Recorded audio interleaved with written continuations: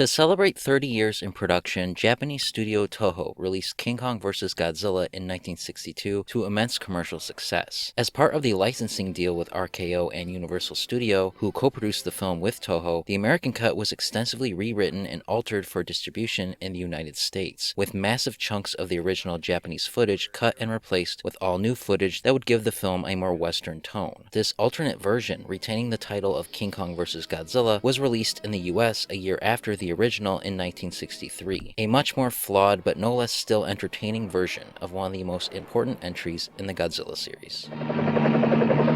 I can't tell who's winning. Can you? Not yet.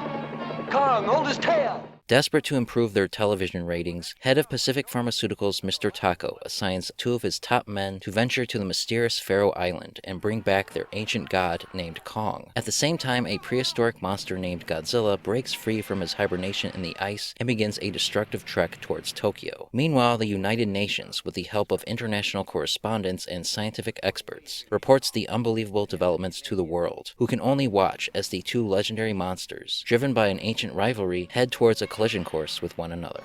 I think I'd better get a light check. Put my money on Kong.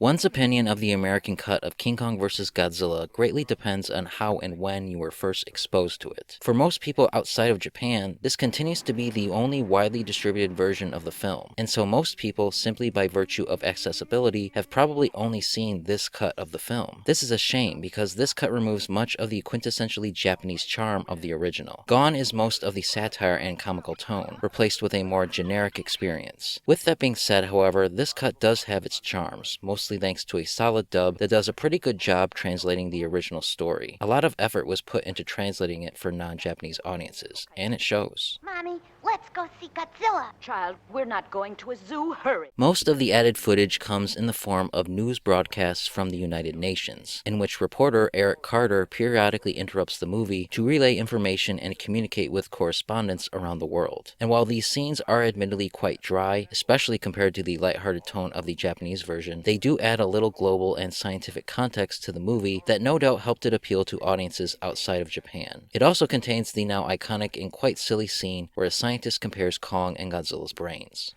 Godzilla has a brain about this size.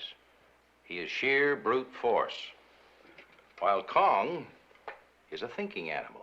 Other changes come in the form of the general rearrangement of scenes. For example, Godzilla appears much sooner in this cut of the film, and his reveal is edited into one long scene, as opposed to the Japanese version, which has it spaced out throughout the first act. The soundtrack is also changed, with most of composer Akira Ifukube's score replaced with Universal stock music. And while the loss of this iconic music is tragic, the added tracks, while more generic, do complement the footage quite well, and in some cases adds energy to what's on screen, making it more exciting.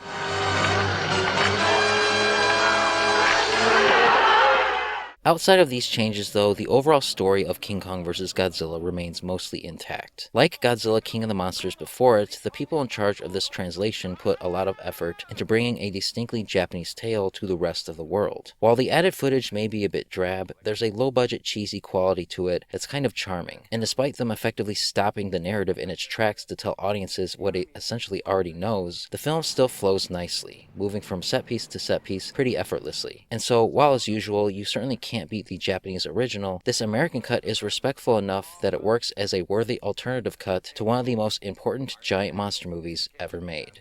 For more reviews and opinions on all things Godzilla and Kong, subscribe and stay tuned to Up From the Depths. We wish him luck on his long, long journey home.